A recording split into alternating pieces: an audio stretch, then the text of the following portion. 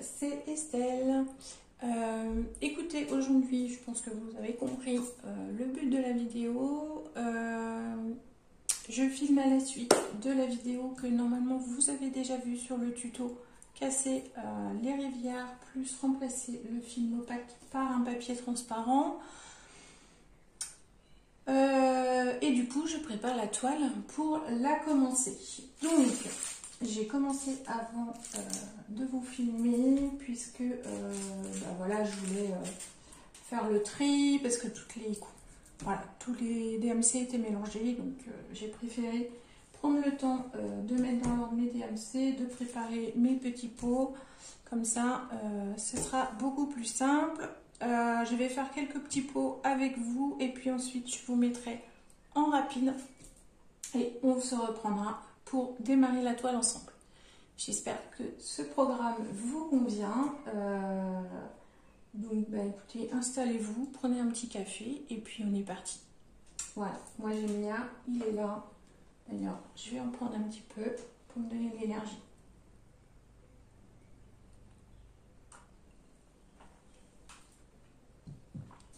Donc, j'ai préparé mes petits pots dans l'ordre et j'ai classé dans l'ordre mes DMC, donc ça va être beaucoup plus facile comme ceci. Je vérifie juste que j'ai bien le bon pot avec la bonne couleur, comme ça on est tranquille.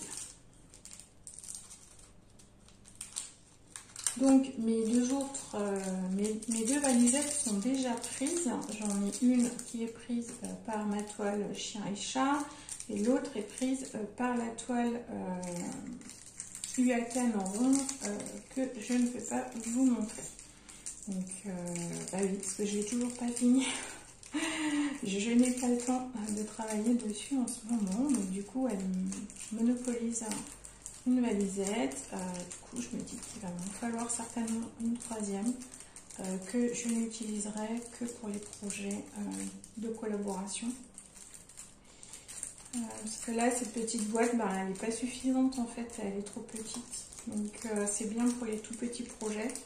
Mais là j'ai 34 couleurs, donc ça rentre pas dedans. Mais bon, c'est pas grave. Je vais... j'ai ma petite caisse à côté qui me permet de ranger le soir. Ça, c'est plus facile. Avec les animaux, ouais, je préfère ranger tous les soirs mes petits pots. Ça évite les catastrophes. Si par malheur j'en ai mal fermé un ou quoi. Ou qu'elle décide de jouer avec, tout simplement. Parce que j'ai encore un bébé à la maison. Elle va avoir 1 an seulement le mois prochain. Et même à 1 an, ce sont encore des bébés. Donc on est sur des des diamants qui sont en ribambelle. Alors j'aime bien et j'aime pas en même temps. Ce que j'apprécie, c'est que là les ribambelles sont classées par DMC. Ce qui fait que en fait on a une ribambelle par DMC. Donc c'est quand même super pratique, il n'y a pas à dire. On n'a pas à se casser la tête. Oui, c'est ça.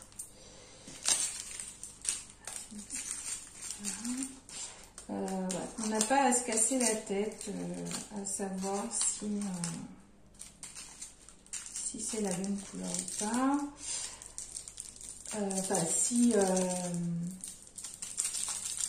Ah, je vais y arriver, vous inquiétez pas, je vais retrouver mon mot. Oui, on ne se casse pas la tête à déjà séparer nos ribambelles par code DMC. Voilà, c'est ça que je voulais dire, puisque c'est déjà fait. Donc voilà, on a juste à les mettre dans l'ordre. Donc, ce qui est intéressant. Les couleurs pour lesquelles il me reste des sachets, je les mets là-bas. Enfin, je mets les sachets qui me restent là-bas, dans l'ordre DMC de préférence. Et comme ceci. Non mais, comme ça. Oui, bien sûr, comme ça. Comme ça, je vais les ranger Ah oui, je les prends 2 par 2 pour aller plus vite. J'espère que c'est une bonne chose, mais voilà. Donc comme ça, je vais les ranger dans les petits sachets dans lesquels les couleurs sont arrivées, hein, parce que j'avais 2 sachets, je ne sais pas si vous vous souvenez. Et du coup, qui sont bien pratiques. Et voilà.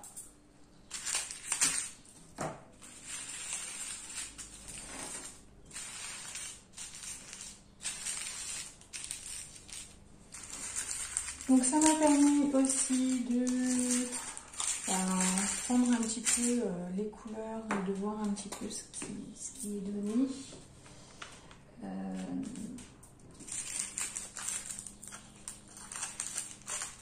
Et franchement, je sens que je vais m'amuser. On a vraiment de très belles couleurs. Les diamants sont très beaux. Même s'il y en a certains qui sont un peu piqués sur le dos, c'est vraiment pas grave. Il reste malgré tout très beau. Normalement, si je ne me trompe pas, on est sur des diamants en résine. Je vous invite à aller voir la présentation de la collaboration. Je vous mettrai le lien en barre d'infos. Et du coup, comme ça, vous aurez toutes les informations sur le vendeur, donc, qui est Myth of Asia. Ah oui, parce que je ne vous ai même pas dit quelle toile je préparais. Enfin, normalement, vous avez dû le voir. Je prépare la toile Bouddha, qui vient de ma collaboration avec Myth of Asia, qui est une boutique européenne qui est située aux Pays-Bas et qui a une annexe en Allemagne.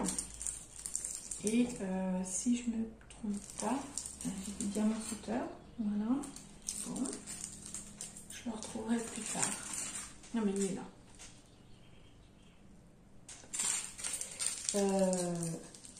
Coucou Manette. T'as envie de jouer là, hein, tu cherches des bêtises à faire, je le sens. Et a priori, aurait également d'autres sites. Donc voilà. Est-ce que je peux en mettre un plus? Donc j'ai pas mal de grosses quantités quand même. J'ai des couleurs en assez grosse quantité. Et en plus, ce sont des couleurs que j'adore. C'est tous les violets, les parmes. Ouais, franchement là, je pense que ça va être vraiment sympa. Bon, déjà l'image en elle-même me plaisait énormément, justement parce qu'il y avait toutes ces couleurs. Mais là, je pense que ça va être encore mieux.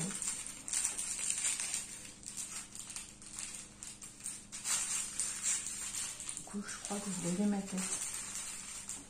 Bon, c'est pas grave de toute façon.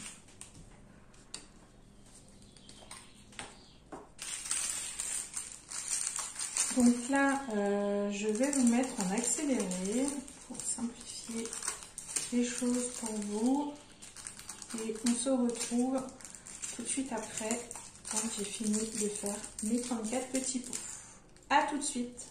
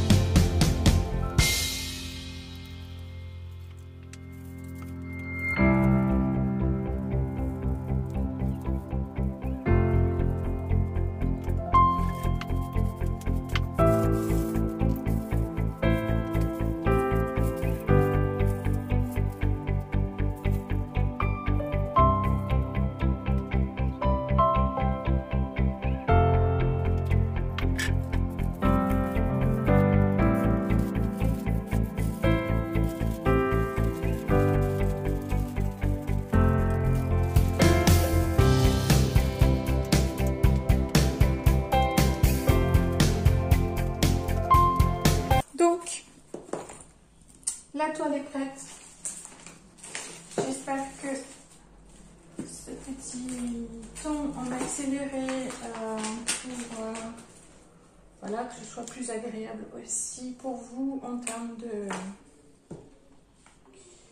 voilà, en termes de temps, on va dire. Vous a plu. Je vais vous remontrer la toile et puis ensuite je vais me mettre en position pour commencer. Donc j'ai mis du washi tape tout autour pour parce qu'il y avait pas mal de colle qui ressortait. Donc j'ai mis un washi comme ça.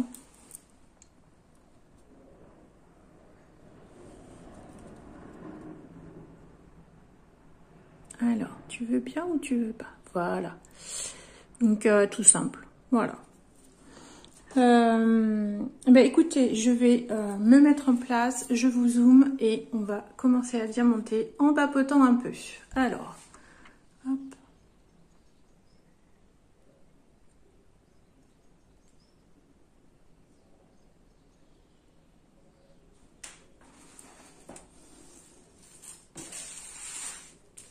Donc, vous savez que je commence toujours par le haut de ma toile. Donc, je ne voudrais pas me tromper. Et je n'ai pas... c'est bon, un petit aimant.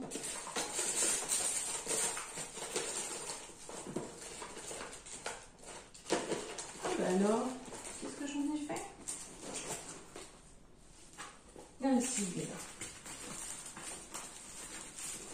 Voilà, parce que je me servais sur l'autre toile, mais depuis que j'ai mis les autres protections, je n'en ai plus besoin. Alors, du coup, zou.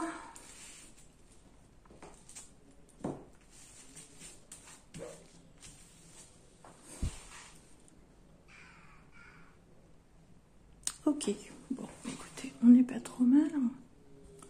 Est-ce que je vous zoome encore un peu? Voilà.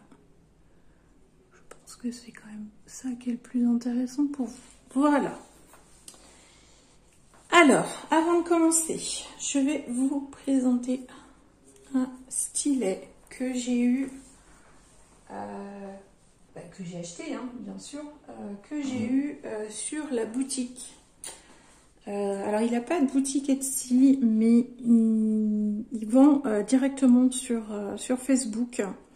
Donc, je vous montre ce magnifique stylet. J'aurais peut-être pas dû zoomer autant.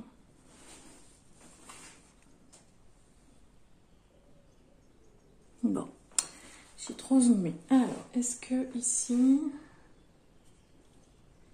vous le voyez mieux?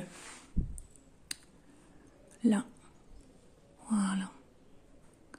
Donc, c'est un stylet mixte, hein, bois, résine, avec des... Voilà, donc c'est du bois avec des incrustations résine bleue, verte, rouge. Et donc, c'est un stylet Serge Restori, qui est une personne en or. Donc moi là, j'ai changé l'embout, hein, c'est un embout normalement plastique. Et en fait, moi j'ai mis mon embout spécial diamant carré en métal gold.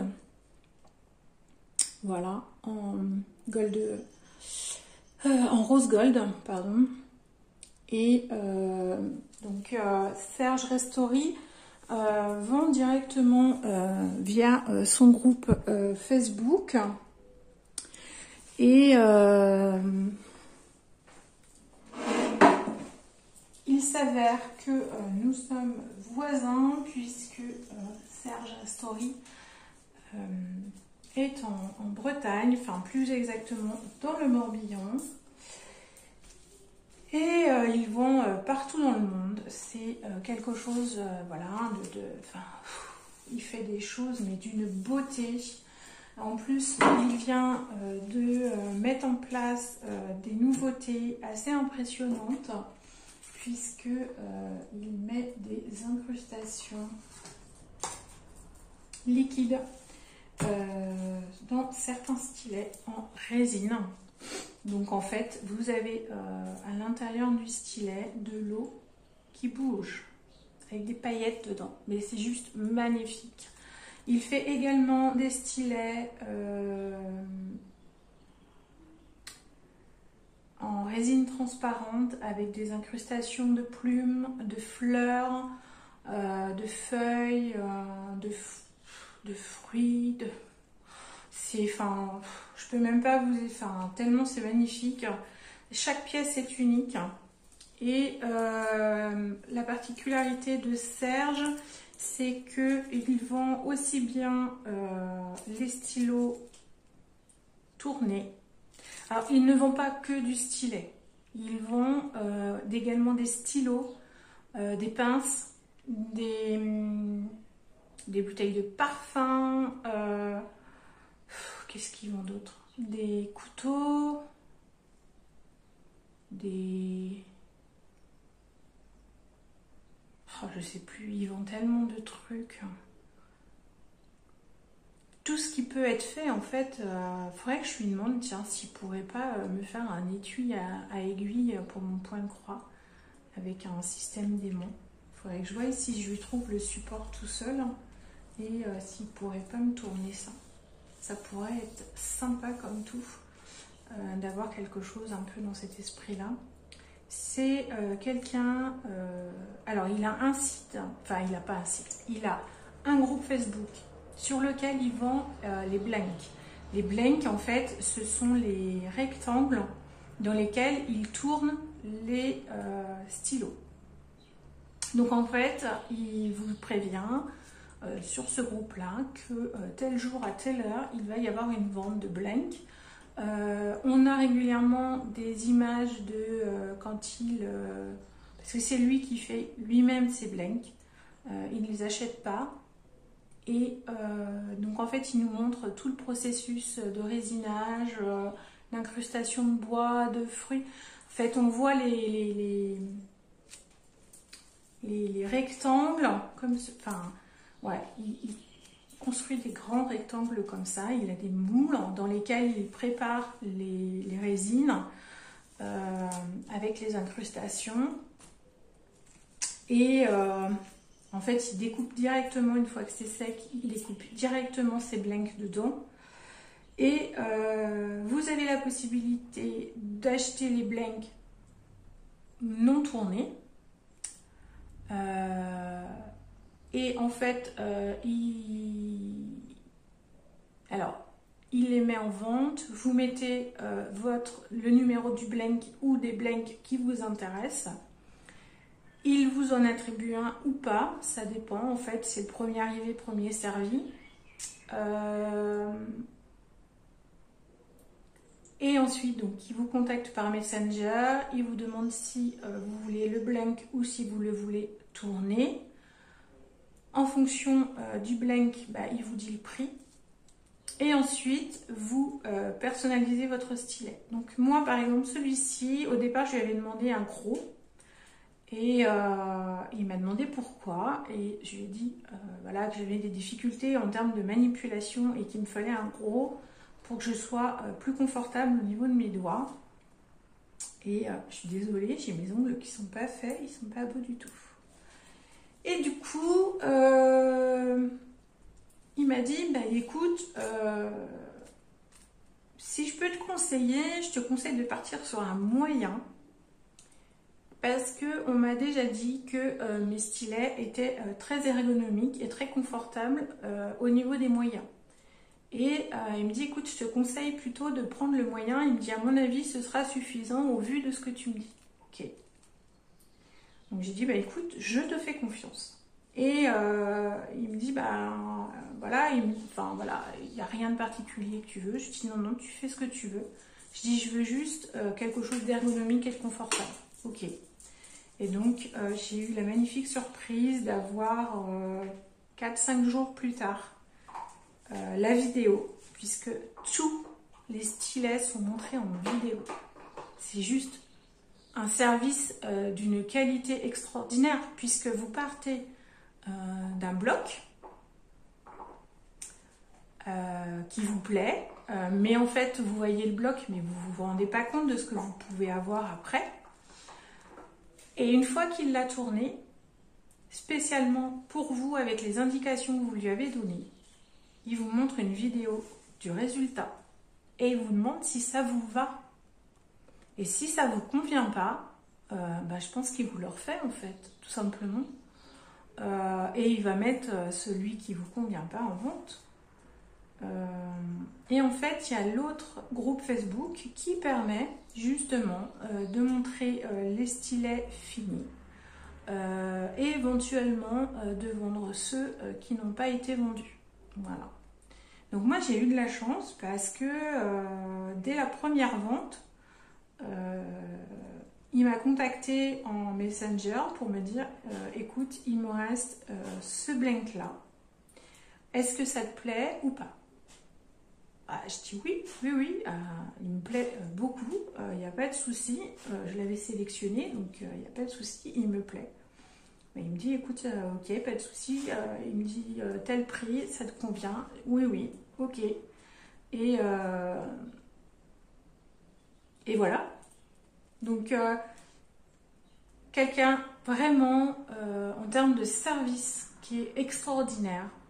Tout le long du process, il m'a prévenu, on a discuté, on a échangé, j'ai reçu une photo de mon colis prêt à partir, j'ai reçu un message pour me dire qu'il partait ce jour-là.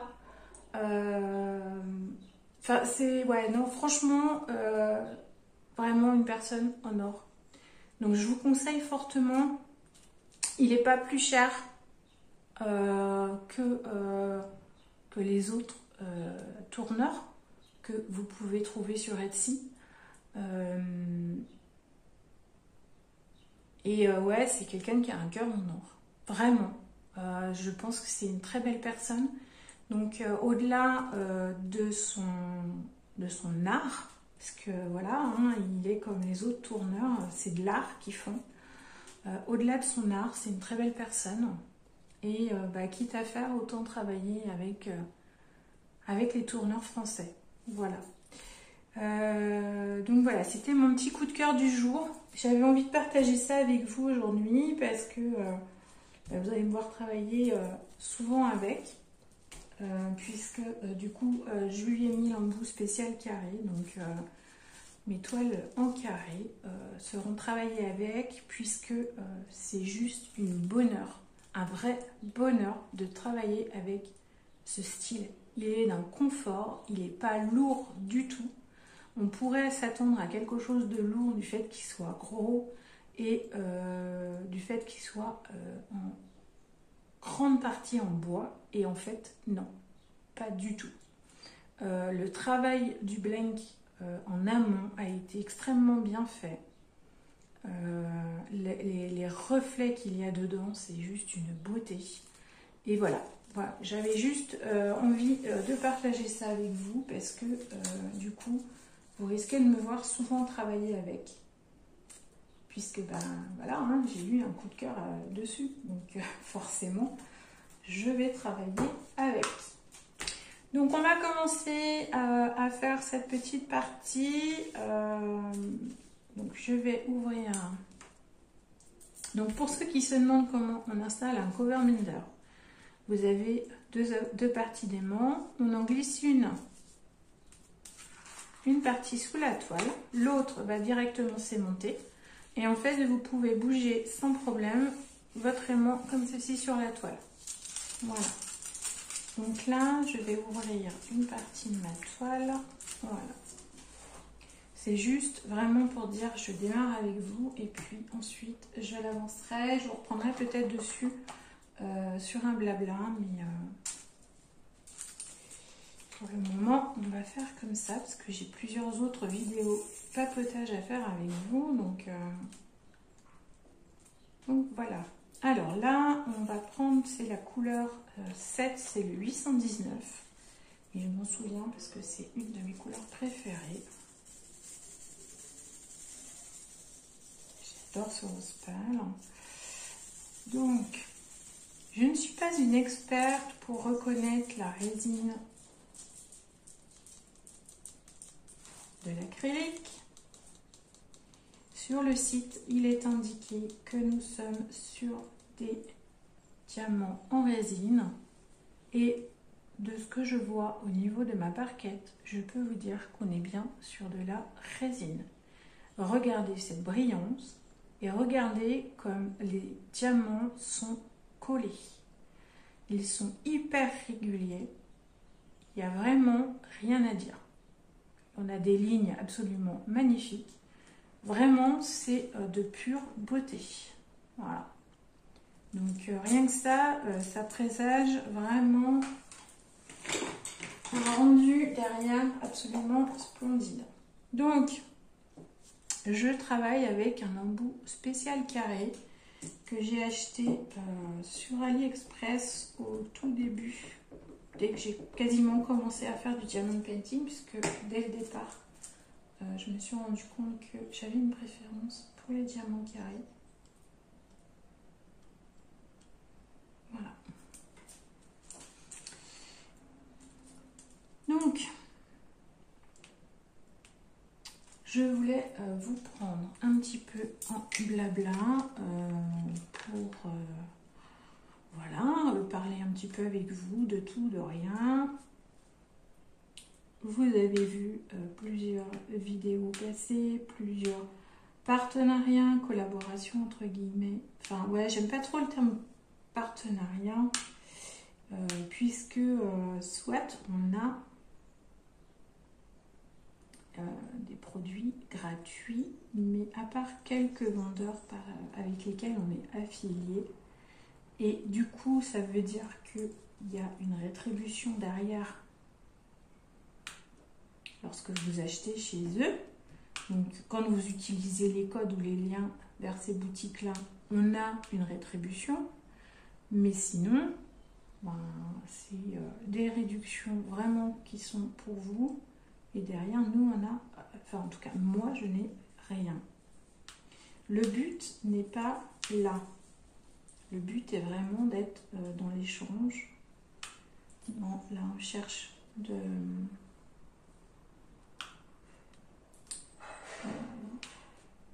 trouver des boutiques différentes de ce que l'on peut trouver sur AliExpress, de tester et de pouvoir vous montrer les différentes qualités qu'on a sur ces boutiques, même si ça reste des avis personnels, on s'entend,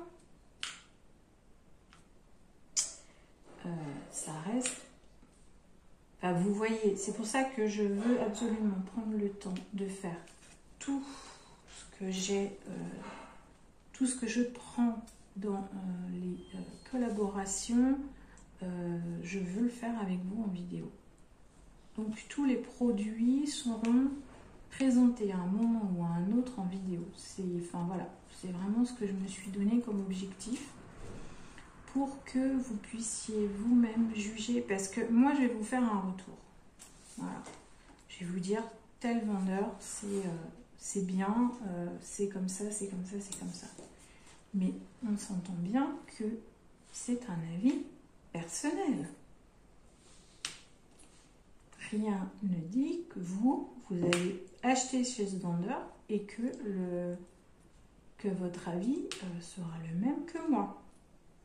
On est bien d'accord que là, on est sur un avis purement personnel.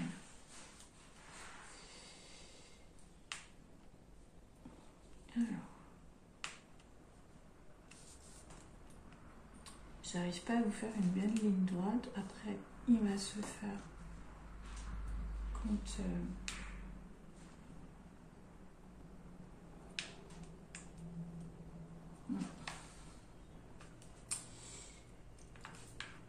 voilà. La ligne va se faire aussi à force de quand on va finir par poser les diamants. En tout cas, ce que je vois là, on est sur des cases qui sont de la même taille que les diamants, ce qui fait qu'on a une pose assez serrée. Et au vu de la pose, je pense que je peux vous confirmer sans aucun problème qu'on est bien sur sur de la résine. Donc là, on est avec un modèle qui va être confetti de chez Confetti, n'est-ce pas? Mais personnellement, je préfère ça que d'avoir un modèle où je pose pendant 3 jours la même couleur. C'est comme pour le point de croix, moi j'aime changer de couleur. Je n'aime pas faire toujours la même couleur. Et c'est pour ça que je pense que la méthode du parking va me plaire, puisque du coup, on n'évolue plus couleur par couleur, parce que moi c'est comme ça que j'avais appris à faire, mais on évolue en avançant en fait sur notre...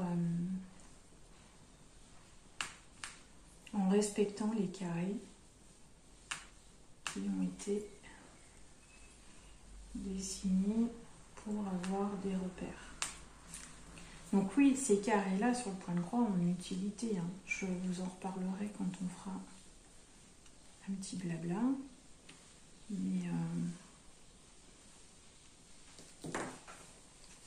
Mais ces carrés ont une utilité. Ils servent à quelque chose. Voilà. Sinon, bah écoutez, rien de particulier. Il fait très beau en ce moment. On a des températures un petit peu plus de saison que ce qu'on a eu ces derniers temps. Donc c'est un petit peu plus agréable. Et voilà. Je passe mes journées dans la véranda. Quelle que soit l'activité que je fasse, je ne suis quasiment pas dans mon bureau. Parce que c'est... tellement agréable d'être dans la véranda, d'avoir la vue sur le jardin, de pouvoir profiter du temps, quoi, tout simplement. C'est super agréable. Et puis, pour filmer, je ne vous cache pas que c'est pareil, c'est très agréable pour moi.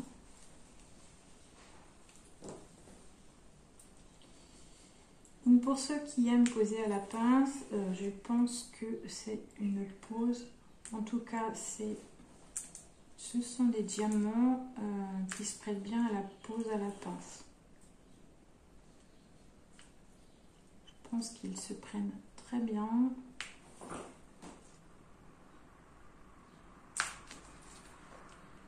Mais là j'ai une pose qui n'est pas du tout, c'est moi qui ai une pose vraiment pas belle. C'est pas la faute des diamants, je vous le dis. C'est moi qui pose pas bien.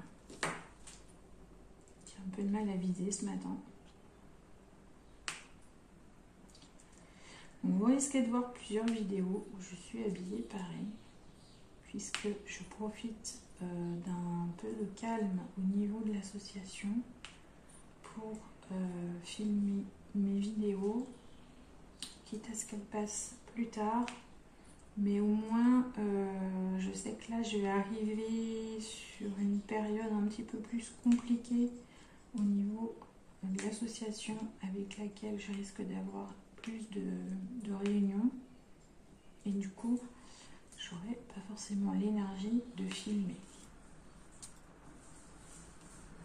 Voilà.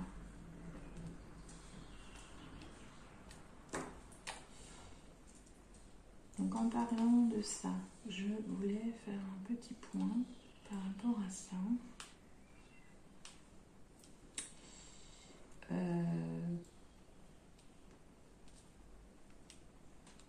Vous avez dû voir passer une vidéo. Oui, vous l'avez vu. Vous avez vu passer une vidéo sur laquelle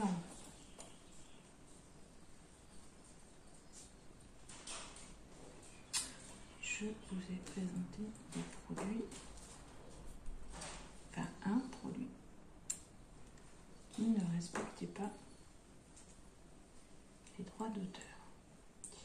Je vous ai fait la revue sur laquelle j'ai présenté mes excuses à l'artiste et à vous, puisque moi je m'étais engagée à vous montrer que des toiles libres de droit. Donc voilà, j'ai failli à ma promesse. Mais sachez que en fait, ce qui se passe, c'est que je n'avais pas visualisé que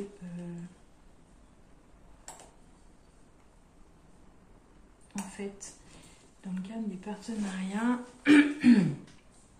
faire les vérifications des images me prend énormément de temps. Et qui dit que ça me prend du temps, ça me prend de l'énergie. Et il faut savoir que moi, aujourd'hui, la maladie me laisse que 25% d'énergie par rapport à quelqu'un normal, on va dire. En tout cas, qui n'est pas malade. Et en fait, ces 25%, jusqu'à maintenant, je les consommais exclusivement, quasiment exclusivement, dans la recherche des images. Et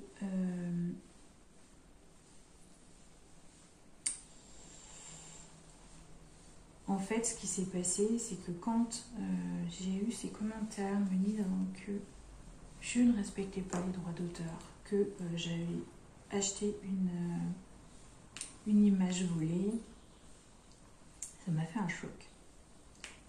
Au point que j'ai failli arrêter la chaîne. J'ai même annoncé sur Discord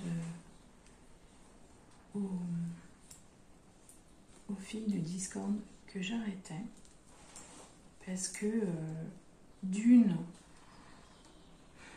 j'ai vraiment senti les commentaires un peu agressifs dans le genre ouais, t'arrêtes pas de nous dire que machin et puis finalement tu nous présentes des images qui ne sont pas libres de droit. Donc normalement vous avez vu passer, ou en tout cas vous allez voir passer une vidéo sur les droits d'auteur dans laquelle je vous laisse des petits messages vous expliquant que je ne suis pas faillible. Non, je ne suis pas infaillible. Mais aussi que les systèmes de recherche ne sont pas infaillibles. L'ordinateur comme moi-même, nous ne sommes pas infaillibles. Ce qui veut dire que nous pouvons commettre des erreurs, nous pouvons commettre des impairs, nous pouvons passer à côté d'une information sans s'en rendre compte. Voilà. Vous verrez dans la vidéo qu'il n'est pas toujours évident de trouver, ou en tout cas c'est extrêmement long, de trouver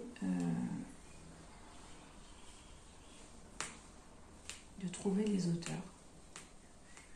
Et je vous explique que j'ai même une image sur laquelle ça m'a pris une journée entière. Voilà, pour retrouver l'auteur. Parce qu'au-delà de l'auteur, je cherche aussi à savoir si l'image a été libérée ou pas. Puisqu'il faut savoir qu'il y a des auteurs qui, en fait, n'engagent pas de droit d'auteur. Ils mettent l'image à disposition librement. Donc, au-delà du fait de savoir à qui appartient l'image, puisque une image appartient forcément à quelqu'un, enfin, je veux dire, il faut visualiser ça. C'est que, de toute façon, l'image, quelle que soit l'image, on la vole. Elle appartient à quelqu'un. Le tout, c'est de savoir si cette personne qui a créé l'image a décidé de commercialiser le droit de l'utiliser ou pas. C'est ça, hein, le droit à l'image. Hein. Enfin, le droit, les droits d'auteur. Hein. C'est juste, en fait, savoir si... Alors, les droits d'auteur sont automatiques. D'accord ? Il n'y a pas de démarche particulière à faire. Je vous mettrai là, éventuellement, bon, je vous la mettrai. Alors je l'ai déjà mis dans la vidéo où je vous parle des comment. Je sais plus le nom exact de la vidéo. C'est comment chercher l'artiste d'une image, ou enfin voilà, je sais plus, et les sites où on trouve des images libres de droit. De toute façon, je vous mettrai le lien vers la vidéo et je vous mettrai également le lien vers le site de l'INPI qui vous explique ce que c'est que le droit d'auteur et ce que c'est que le copyright et quelle est la différence entre les deux. Le copyright est quelque chose, est une démarche fine avec un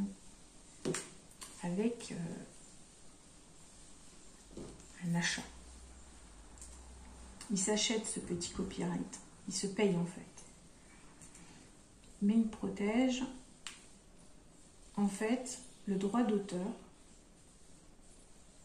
ne s'applique que dans les pays qu'ils appellent civils, non la France. Mais ne s'applique pas dans d'autres pays. Donc en fait, en Chine, parce que en fait, les droits d'auteur s'appliquent dans les pays qui ont signé, je crois que c'est le traité de Berne. Alors vous verrez, c'est marqué dans le lien que je vous mets. Et au pire, je vous redonnerai là en texte sur la vidéo le traité exactement. Mais alors je vous parle de mémoire. Hein. Que je l'ai lu il n'y a pas longtemps, donc je vous parle de mémoire. Donc, je peux me tromper légèrement. Donc, le mieux, c'est que vous ayez quand même contrôlé ce que je dis. Mais le copyright est quelque chose qui est surtout utilisé en fait dans ce qu'ils appellent le Commonwealth. Donc, et c'est quelque chose qui est acheté. Donc en gros, c'est respecté dans tout ce qui est pays anglophones ou avec une ancienneté anglophone. Et alors,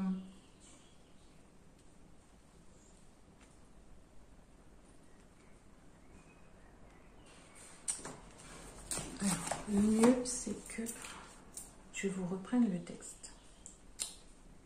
Je cherche le texte et je reviens. Excusez-moi, il fallait que je rentre à Ténin. Donc en fait, les droits d'auteur s'acquièrent automatiquement par l'artiste et ne nécessitent pas de démarche particulière par l'artiste. En fait, il y a...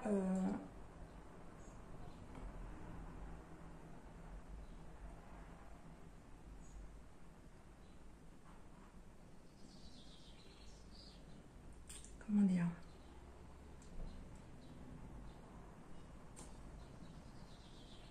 Mais c'était pas ça que j'avais lu. Alors, est-ce que c'est pas plutôt celui-là? Non. Je crois que c'est ça. Droit d'auteur. Voilà.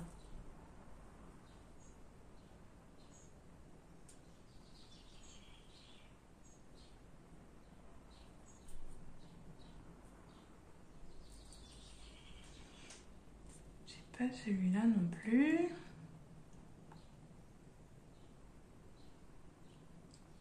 Ah si, il y avait celui-là. Alors, le droit d'auteur, qu'est-ce que c'est? Donc, ça a été créé donc, par le code de la propriété intellectuelle. C'est un monopole d'exploitation dont bénéficie l'auteur d'une œuvre sur celle-ci. Donc le droit d'auteur se subdivise en deux branches, le droit moral et le droit patrimonial.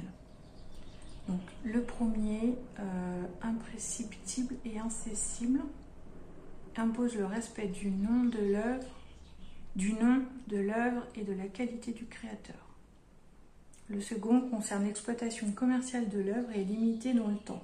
70 ans après le décès du titulaire du droit d'auteur. La création tombe dans le domaine public.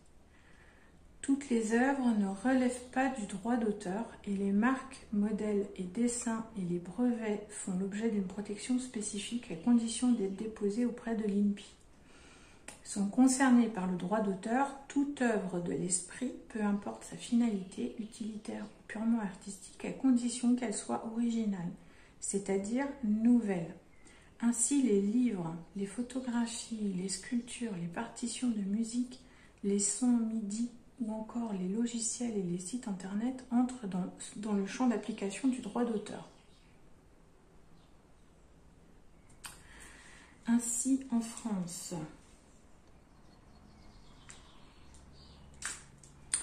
nul besoin de se livrer à une quelconque formalité.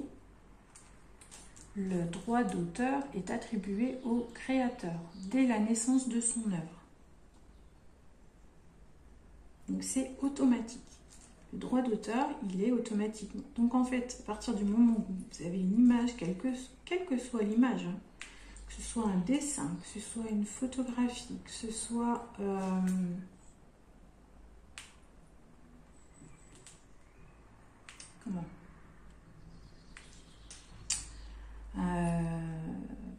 que ce soit une musique, que ce soit à la main, que ce soit par informatique, voilà, enfin, n'importe quoi. C'est forcément, il y a un droit, enfin, il y a forcément quelqu'un qui a créé l'œuvre et à partir de ce moment-là, il y a un droit d'auteur. C'est systématique. En tout cas, en France. D'accord ? En cas de conflit sur la paternité de l'œuvre, la preuve pour démontrer la titularité des droits est libre, c'est-à-dire qu'elle peut rapporter par tout moyen l'antériorité du droit d'auteur. Lorsque plusieurs parties revendiquent une œuvre, les juges, ça c'est un petit peu particulier, c'est pas trop ce qui nous concerne nous.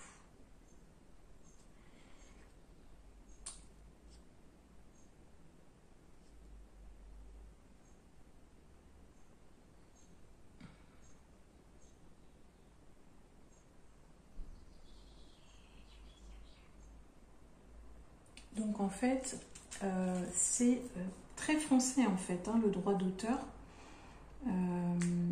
D'après l'INPI, mais il faut vraiment que je vous retrouve le texte que j'avais. Ah oui, il faut que j'aille dans mon historique. Ce sera plus simple.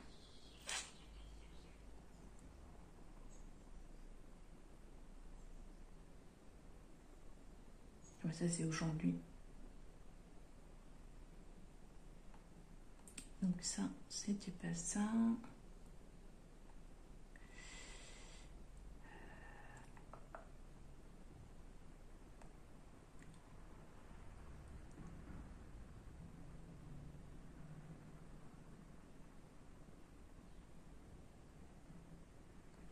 C'était hier?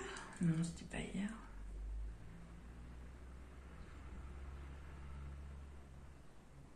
Ok, alors c'était peut-être hier. Décidément.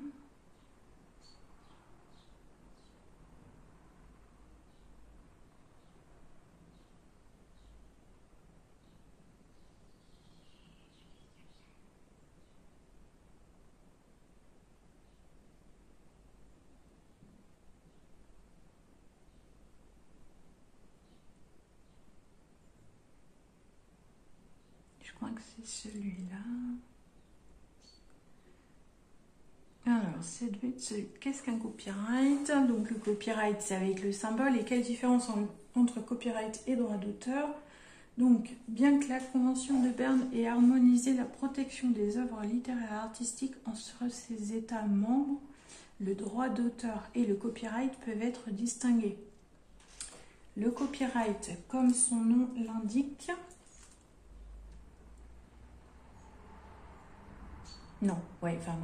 est appliqué dans les pays anglo-saxons, dits de Commonwealth. Donc, Royaume-Uni, États-Unis, Australie. Ok ? Il est reconnu aussi en France et tout ça, il n'y a pas de souci. Ils disent pas ça. Mais son utilisation en France a de multiples intérêts au regard de la propriété littéraire et artistique, comme pour la propriété industrielle, dessin et modèle, marque, brevet. Le droit d'auteur, quant à lui, s'applique dans les pays de droit civil, principalement en France. Une fois de plus, ça nous dit bien que c'est typiquement, enfin, c'est principalement français, cette histoire de droit d'auteur. Donc en fait, si vous voulez, moi, je suis en train de me dire qu'on dit, et je pense que c'est pour ça que les artistes, en fait, vont s'en prendre en fait aux chaînes YouTube et à Instagram et à Facebook, enfin voilà, et à toutes les personnes qui vont montrer ces images plutôt que aux fabricants et aux vendeurs, puisque en fait, vous allez comprendre plus loin, les vendeurs et les fabricants, eux, n'ont pas cette obligation, entre guillemets. Ils ne connaissent pas cette règle à la base. Maintenant, ils la connaissent parce que avec YouTube, Instagram et compagnie les chaînes qui se sont développées, ils ont dû s'informer là-dessus. Mais je pense qu'à l'origine, pour eux, ce n'est pas quelque chose qu'ils ont l'obligation de respecter. Voilà. C'est pour ça que vous pouvez retrouver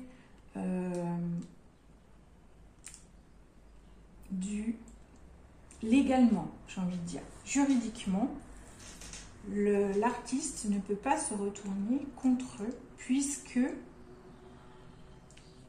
si j'ai bien compris, je vais vous expliquer, donc, le copyright protège uniquement l'œuvre et offre une protection purement économique.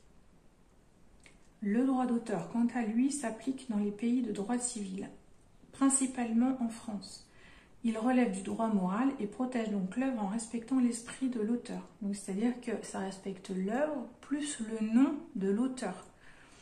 C'est pour ça que quand on présente une œuvre d'artiste, on présente le nom de l'œuvre ainsi que le nom de l'artiste qui a fait l'œuvre. Parce que c'est ça le droit d'auteur.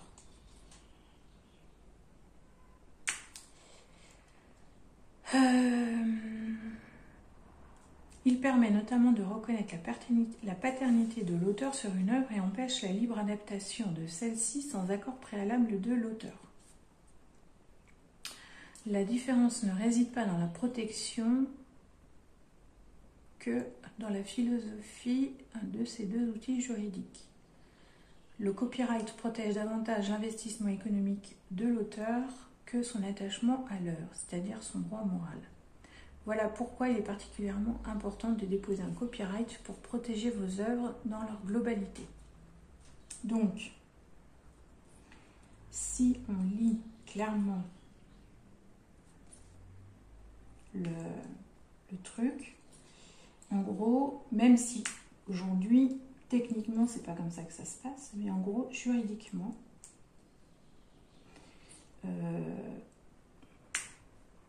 si on montre l'œuvre d'origine, on n'est pas soumis en respectant bien le fait de citer le nom de l'œuvre, de citer le nom de l'artiste et de montrer l'original de l'œuvre, on n'enfreint pas le droit d'auteur. On enfreint le droit d'auteur parce qu'on a modifié l'œuvre originale. C'est-à-dire qu'à partir du moment où on l'a mis en diamond painting, en point de croix, en tout ce que vous voulez, on la modifie. D'accord ? Si l'œuvre originale est une peinture, il faut qu'on montre une peinture. Enfin, il faut qu'on montre la peinture originale. Si l'œuvre originale est une sculpture, il faut montrer l'œuvre originale en sculpture. Vous comprenez ce que je veux dire ?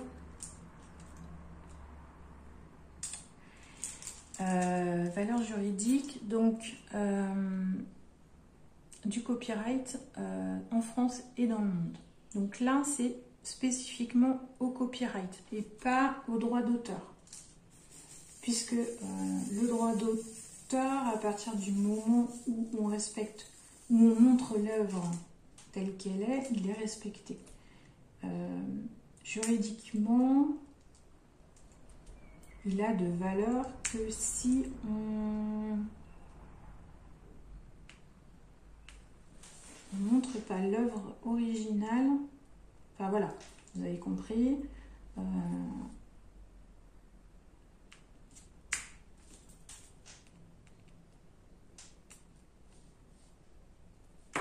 Que si on ne montre pas l'œuvre originale et qu'on ne cite pas le nom de l'œuvre et le nom de l'auteur. Donc à partir du moment où on montre nos réalisations de diamond painting ou de point de croix, on enfreint ses droits d'auteur, sauf si ceux qui ont créé la toile ou le point de croix ont payé une licence, une autorisation commerciale pour l'utiliser.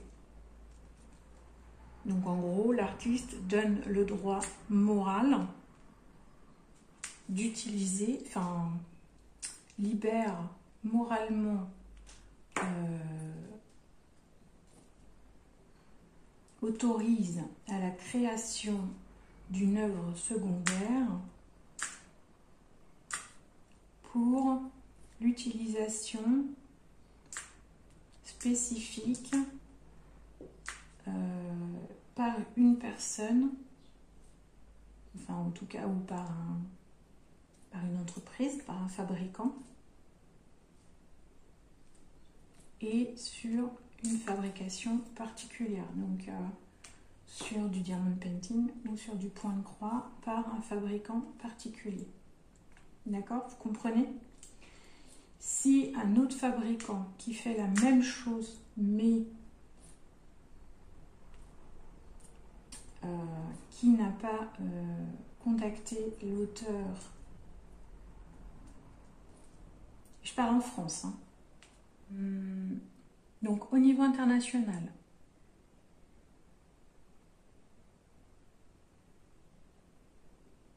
donc en France, le copyright associé au symbole, donc le petit c dans un cercle, utilisé dans les pays anglo-saxons, n'a pas de valeur juridique. Sur le territoire national, c'est le droit d'auteur qui protège par défaut une œuvre de l'esprit. Donc un copyright en France n'a pas valeur juridique, logiquement.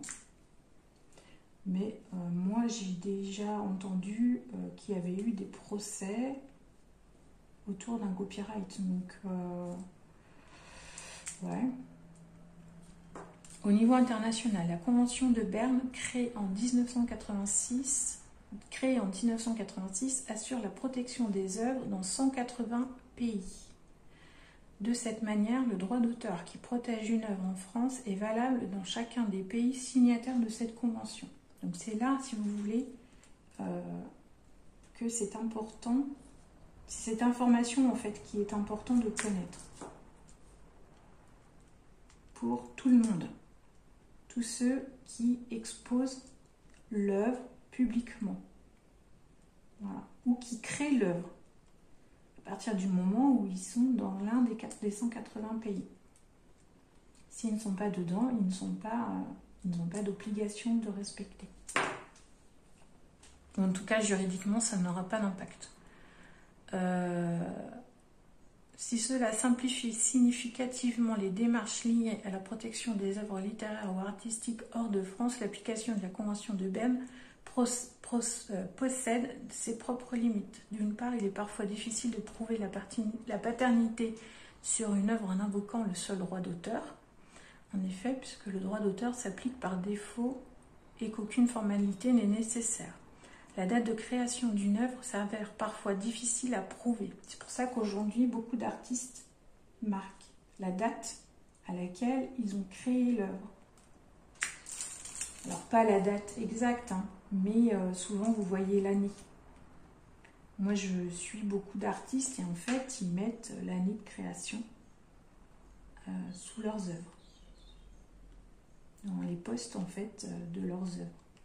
Et pareil, à partir du moment en fait où ils créent une œuvre, ils mettent publiquement l'œuvre avec la date de création.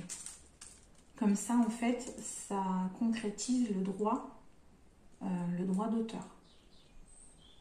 Donc on peut pas, en fait ça leur permet de juridiquement prouver la date de création. Donc du coup de prouver juridiquement qu'ils sont l'auteur de l'œuvre.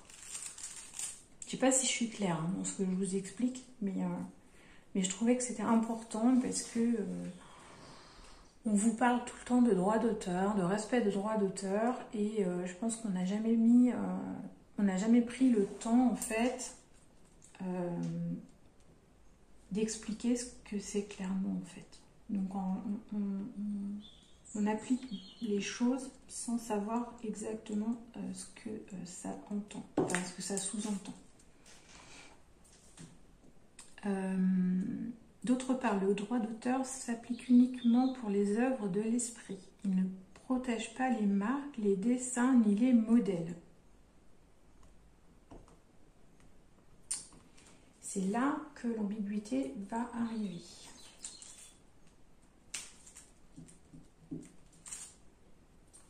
Puisque si vous prenez par exemple les cahiers de coloriage et les coloristes, en fait, si vous recopiez, si vous prenez une image sur un cahier de coloriage, que vous la coloriez vous-même et que vous l'envoyez pour faire un DP, vous avez le droit de le faire. Vous ne violez pas des droits d'auteur, puisque cette image est un modèle. D'accord ? Ce qui est protégé par un droit d'auteur, c'est une image coloriée, réalisée, finalisée. À partir du moment où l'image est dans un cahier est une œuvre à colorier, le droit d'auteur appartient à la personne qui colore l'image. Puisque le but, l'origine, moi en tout cas c'est comme ça que je le comprends. Donc en fait, ils expliquent que ces éléments doivent impérativement être protégés par d'autres biais. Ces formalités plus longues sont à réaliser auprès de l'INPI. Donc en fait, à partir du moment où vous avez un dessin, voilà, qui a pour utilité d'être colorié, donc en fait, tous les artistes qui font des cahiers de coloriage, les œuvres non colorées ne sont pas protégées, sauf s'ils les protègent avec une protection particulière à l'INPI. D'accord ? Et à ce moment-là, c'est marqué que l'œuvre elle est protégée, que vous n'avez pas le droit de la prendre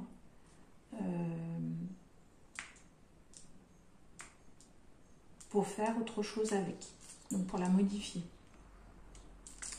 Donc en fait, en gros, si je comprends bien les textes, juridiquement, si vous prenez, et c'est pour ça que souvent les artistes mettent, vous savez, les filigrammes, qu'ils écrivent dessus leur nom. Parce qu'en fait, à partir du moment où ils ont créé cette œuvre avec pour but d'être un modèle, d'être une base à colorier, à modifier, ils n'ont plus la paternité de cette œuvre. Je ne sais pas si je suis claire. Les droits en fait seront à partir du moment où le modèle sera modifié. Enfin, comment dire, entre guillemets, les droits d'auteur seront transférés à la personne qui va colorier l'œuvre, enfin le dessin. Vous comprenez? Là, c'est vraiment particulier, hein. C'est tordu. Hein. Donc, en gros, si vous prenez une image, un dessin de Jasmine Beckett Griffith, puisqu'elle fait des dessins pour des coloriages, et bien ces images-là, le dessin en lui-même n'est pas soumis au droit d'auteur. Il faudrait qu'il soit mis... alors, je ne sais pas s'ils le mettent...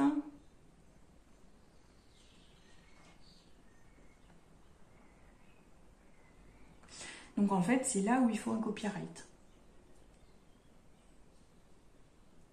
Donc, pour bénéficier d'une protection juridique en France et au niveau international, il est donc justifié d'effectuer un dépôt de copyright valable juridiquement sur le territoire national.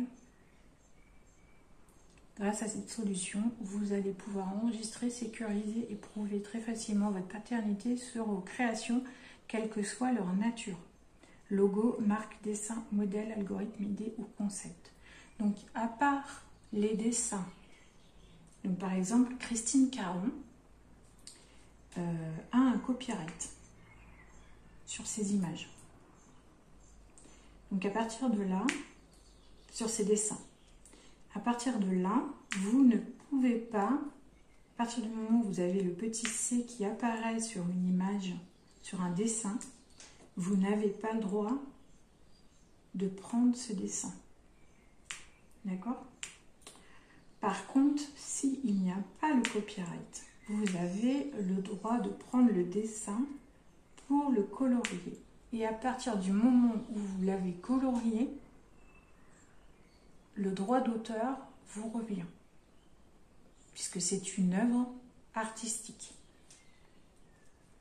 Je ne sais pas si vous voyez si je suis claire dans ce que je vous dis. Et à partir de ce moment-là, du fait que l'œuvre vous appartient, il est libre à vous de communiquer sur Internet avec.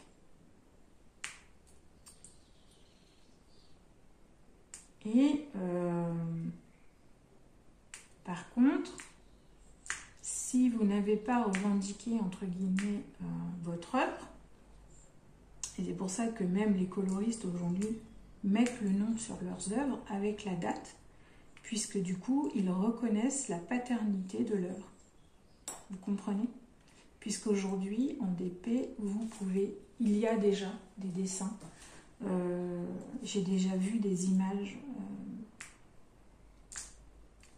coloriées non protégées par l'artiste, en fait, par le coloriste, reproduit en diamond painting et vendu sur des sites. Mais à partir du moment où l'œuvre n'a pas été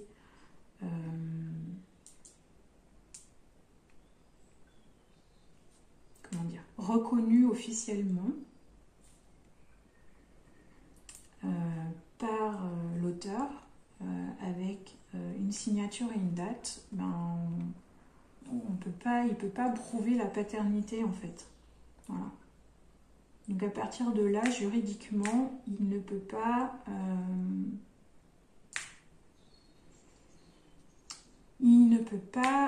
vous attaquer entre guillemets pour violation des droits d'auteur.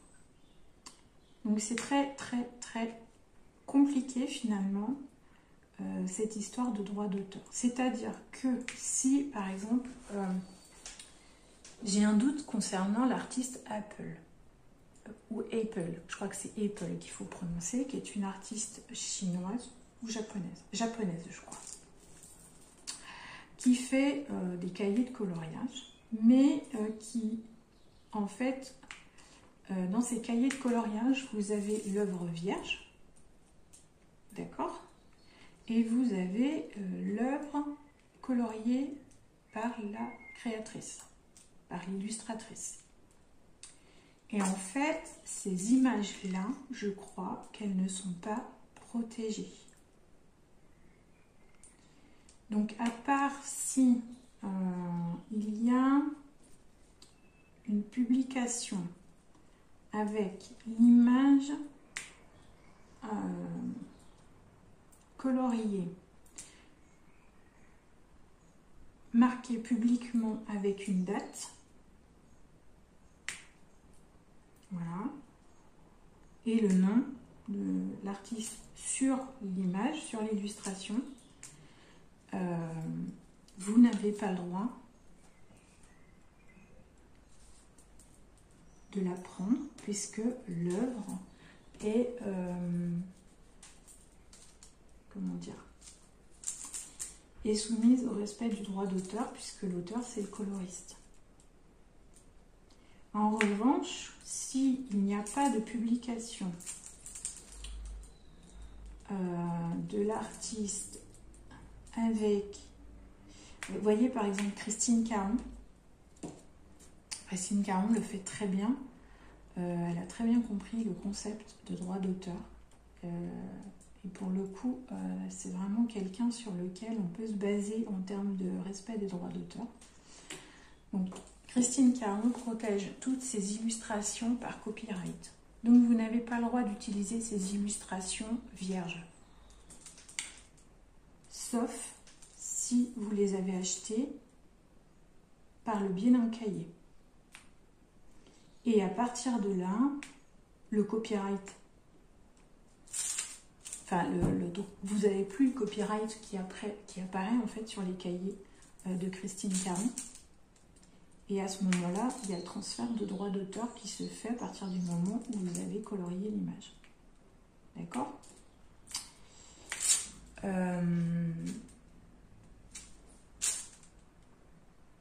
Par contre, les images qu'elle colorie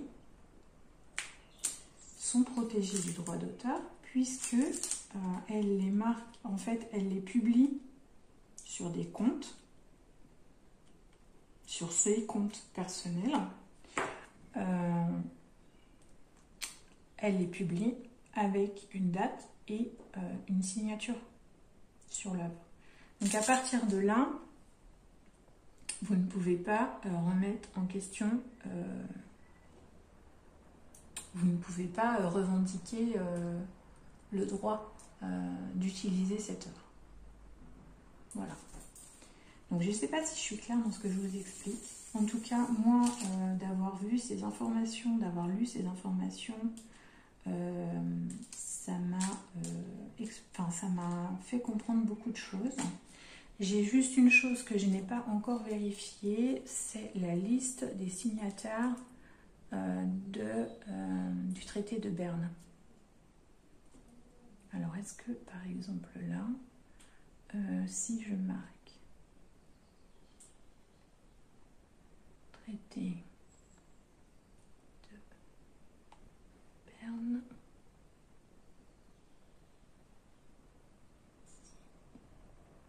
signataire,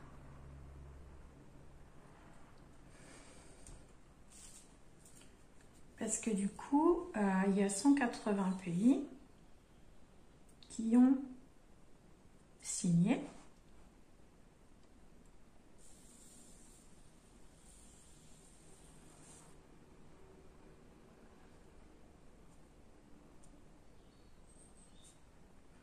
Donc, les 180, donc les pays qui ont signé, il n'y a pas 180 pays en fait. 39 pays, c'est marqué.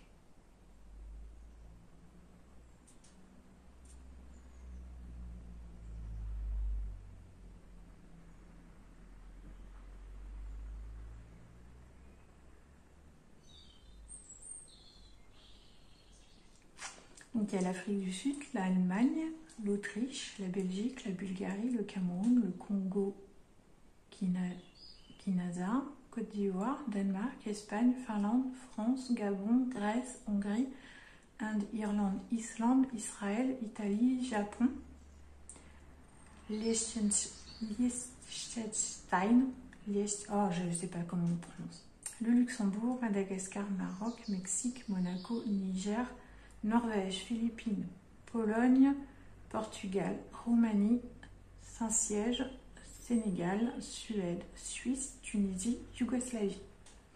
Donc en dehors de ces pays,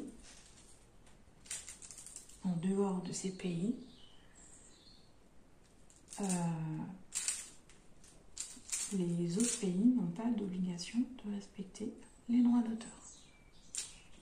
Voilà, en gros, ce que ça veut dire. Donc, quand on dit que les fabricants chinois volent une image, juridiquement, ce n'est pas le cas. Donc, juridiquement, en fait, l'artiste ne peut pas se retourner contre eux, puisqu'ils ne font pas partie des pays qui ont signé le traité de Berne, et donc la reconnaissance des droits d'auteur. D'accord? Et en fait, c'est pour ça que les artistes se retournent contre nous. Et non pas contre les boutiques qui vendent. Sauf pour les boutiques qui sont en Philippines, comme DIY Shop, qui sont aux États-Unis, qui sont en fait dans les pays anglo-saxons, puisque eux reconnaissent le copyright.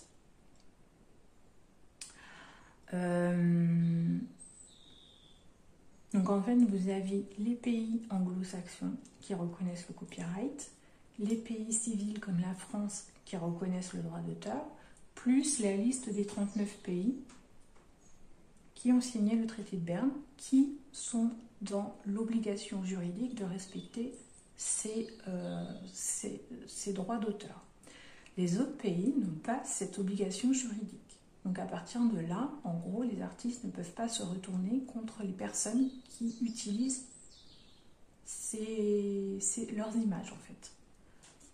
Ou leur création artistique plutôt, parce que du coup, ça peut être la musique, ça peut être n'importe quoi.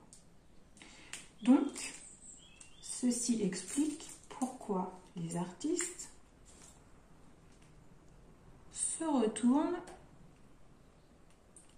contre nous et non pas contre les vendeurs. Voilà. Pourquoi je vous parle de ça? C'est un peu par rapport à la vidéo de Katharina, je vous mettrai le lien en barre d'infos, dans lequel elle dit mais pourquoi les artistes en prennent à nous et pas aux boutiques? Et du coup, ça m'a interpellée. Et cette question, je me suis dit, mais il doit bien y avoir une raison. Enfin, voilà, je pense que les artistes n'ont pas de raison de s'en prendre à nous financièrement. Il y aurait un plus gros bénéfice financier à se retourner contre les vendeurs. Mais en fait, ils ne peuvent pas, puisque juridiquement, ils ne reconnaissent pas la valeur des droits d'auteur. Tout simplement. Voilà. Dans leur pays, les droits d'auteur ne sont pas reconnus. Donc, ils n'ont pas d'obligation de respect. Voilà. Voilà pourquoi ils se retournent contre nous. Et voilà pourquoi aussi vous retrouvez dans les boutiques sur lesquelles on achète, sur les boutiques avec lesquelles on a des collaborations. En fait, pourquoi on retrouve ces images? En fait, eux, légalement, ils ont le droit de le faire. Nous, on n'a pas le droit de les acheter, mais eux ont le droit de les vendre. Voilà. Voilà en gros à quoi je voulais en venir. Donc, juridiquement, un artiste a le droit de se retourner contre nous s'il voit une image que nous publions qui leur appartient. Même si on l'a acheté en toute bonne foi, ne sachant pas que l'image est une image d'un artiste qui n'a pas autorisé la publication. Parce qu'il y a ça aussi. À partir du moment où l'artiste n'appose pas sa signature sur l'image, il ne reconnaît pas la paternité. Signature plus date. Voilà. Donc, petit message aux coloristes. Si vous ne voulez pas retrouver vos images sur des sites de vente de diamond painting ou de point de croix ou de tout autre art loisir de reproduction, à poser votre signature avec la date. Voilà.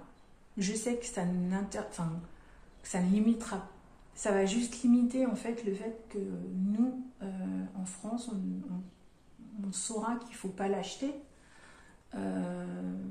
Ça n'empêche que eux, en Chine, ne vont pas enlever la signature, mais voilà, ça limitera quand même. En tout cas, vous serez en capacité de reconnaître. Mais ça veut dire aussi que si vous avez des cahiers de coloriage, que vous faites un coloriage et que vous demandez à une réalisation en diamond painting, c'est dans votre droit. Puisqu'en fait, c'est vous qui avez les droits d'auteur. Voilà. C'était juste le petit flash info, approfondissement sur les droits d'auteur, les copyrights, les respects des droits d'auteur et le pourquoi ce sont les consommateurs qui sont pénalisés ou qui peuvent être attaqués par les artistes plutôt que les vendeurs. Voilà. Sauf dans certains pays. Hein, parce que vous avez vu, Philippines, Inde, Roumanie, enfin voilà, il y a certains pays qui aujourd'hui fabriquent des diamond painting ou du point de croix qui sont signataires. Mais vous voyez, par exemple, la Russie n'a pas signé. Donc les points de croix qui sont fabriqués en Russie n'ont pas forcément les licences pour vendre certains points de croix. Voilà. C'était la petite parenthèse droit d'auteur. Et du coup, à partir de là, moi je vais changer ma façon de travailler par rapport à ça. C'est-à-dire que je ne vais plus m'acharner à chercher pendant des heures si le droit d'auteur est respecté ou non. À partir du moment où je ne trouve pas, ou en tout cas, je ne trouve pas clairement un copyright ou une date ou une image d'origine signée et datée, donc c'est-à-dire par exemple sur un compte Instagram ou un compte Facebook, hein, c'est aussi simple que ça, hein, c'est ça hein, qui suffit. Hein. En fait, il faut qu'il y ait une reconnaissance de paternité de l'œuvre. À partir de là, vous n'avez pas le droit de la prendre. Si par contre, il n'y a pas de reconnaissance de paternité avec une datation et le nom de l'artiste, il n'y a pas de reconnaissance de paternité, donc il n'y a pas de risque en fait de se retrouver, ou en tout cas juridiquement, vous avez un moyen de défense en disant que vous n'avez pas trouvé de traces de paternité. Voilà. C'est un peu tordu ce que je vous dis, mais malheureusement on est obligé d'en arriver là si on veut pouvoir aussi acheter en toute tranquillité des diamond painting, parce que je ne vous cache pas que c'est très pesant d'acheter sur les sites quand financièrement on est limité hein, en termes de budget et qu'on a cette épée Damoclès des droits d'auteur au-dessus de la tête. Donc je vais alléger mes contrôles et me limiter à cette partie-là de ce que je vous disais, c'est-à-dire que je vais rechercher si il y a une reconnaissance de paternité ou pas par l'artiste. Donc voilà. Donc je vais arrêter là pour ce petit blabla démarrage de toile. Quoi vous dire à part que voilà, ils sont juste magnifiques et que ça brille beaucoup. Et puis je vais vous montrer la pose. Voilà, et puis on va finir sur cette image. Donc on est sur une belle pose. Alors c'est moi hein, qui n'est pas... Là il faudrait vraiment... j'ai plus que ça pour pouvoir vous montrer quelque chose. Mais en tout cas, en premier test, je pense que on est bien sur de la résine. Et la pose est une pose serrée. Même si là c'est pas hyper visible parce que comme je vous dis moi j'ai pas une pose non plus super nickel, je n'ai pas les facilités au niveau de mes mains qui me permettent de faire cette pose-là. Certains me diraient que si je le faisais à la pince, je l'aurais, mais moi je n'aime pas faire ça à la pince. Je préfère utiliser mon stylet. Donc voilà, je vais vous laisser sur cette image de pose de diamant. Je vais vous dire à bientôt dans une prochaine vidéo. Bon épée à tous!